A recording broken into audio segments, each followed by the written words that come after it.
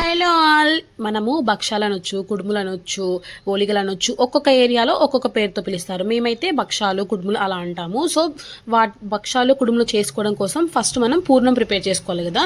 So ఎలా పూర్ణం prepare చేసుకోవాలో చూద్దాం రండి. భక్షాలు ఎలా ప్రిపేర్ చేసుకోవాలో కూడా చూద్దాం రండి.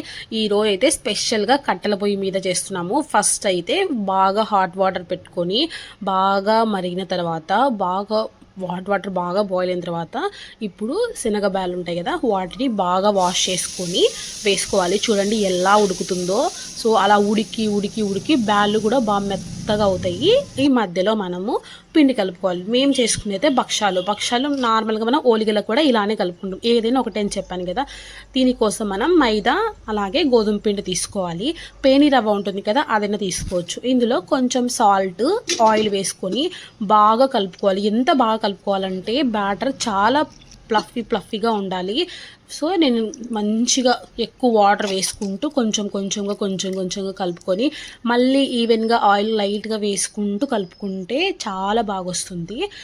నేను మళ్ళీ ఫైనల్గా ఇంకొంచెం ఆయిల్ యాడ్ చేసి కలుపుకుంటున్నాను. పిండి కలుపుకొని ఫస్ట్ పక్కకు పెట్టుకుంటే మనం చేసుకునేటప్పుడు చాలా బాగుంటుంది. చూడండి ఎంత స్మూత్గా ఉందో. ఇలా చేసుకోవాలి మొత్తం. ఇప్పుడైతే మనం బెల్లం బాగా దంచుకోవాలి. కేజీ బ్యాళ్ళకు కేజీ బెల్లం అనుకోండి.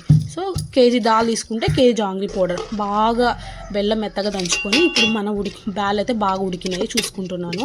మా అమ్మ కట్టెల పొయ్యి మీద ఎందుకు చేస్తుందంటే కట్టెల పొయ్యి మీద బ్యాలు బెల్లం బాగా ఉడికితే పూర్ణం ఎక్కువ రోజులు కూడా మంచిగా టేస్ట్గా ఉంటుంది అనేసి ఇప్పుడు బెల్లం వేసి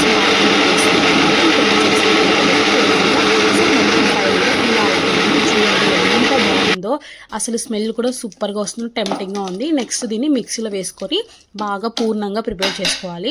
ఇప్పుడు పూర్ణం ఇలా బాగా మిక్సీ వేసుకొని ఫైన్గా చేసుకోవాలి. ఇప్పుడు నేను ఎలా ఓలిగలు చేసుకోవాలో చూపిస్తాను రండి. సో ఫస్ట్ అయితే చూడండి ఎంత మెత్తగా ఉందో అలా ఉండాలి. తీసుకొని మన హ్యాండ్ మీద పెట్టుకొని మొత్తం ఈవెన్గా స్ప్రెడ్ చేసుకొని ఇప్పుడు వచ్చేసి పూర్ణాన్ని ఒక రౌండ్ ముద్దలా తీసుకొని ఇప్పుడు ఈవెన్గా క్లోజ్ చేసుకొని ఎక్స్ట్రా పిండి ఏదైనా ఉంటే అది తీసేసుకొని ఇప్పుడు వచ్చేసి నేను ఇక్కడ ఇంకా కొన్ని రౌండ్స్ చేసుకొని పెట్టుకున్నాను. ఎక్కువ ఆయిల్ కూడా యూజ్ అవుతుంది. ఏదైనా మన దగ్గర పేపర్ కూడా ఉంటుంది, ఓలిగల పేపర్, అదైనా పెట్టుకోవచ్చు. నేనైతే ఆయిల్ ప్యాకెట్ పేపర్ ఉంటే ఇలా ఈవెన్గా స్ప్రెడ్ చేసుకొని పైన లైట్గా నేను నువ్వులు లేకుంటే ఇంకొకటి ఉంటుంది గసగసాలైనా వేసుకోవచ్చు. నా దగ్గర గసగస లేకపోతే ఇట్లా వేసుకున్నాను. సో ఆయిల్ వేసుకొని ప్యాన్లో అటు సైడ్ వేసుకొని తిప్పుకొని ఫస్ట్ దేవునికి పెట్టేసి నెక్స్ట్ మనం తినేసేయాలి అంతే. సో మనం దీనిలోకి నెయ్యి వేసుకొని కానీ లేకుంటే మిల్క్ వేసుకొని కానీ తింటే చాలా టేస్టీగా ఉంటుంది. సో ఇది మేము దసరా రోజు చేసుకున్నాము. అన్ని ఫెస్టివల్స్కి ఖచ్చితంగా చేసుకున్నాం.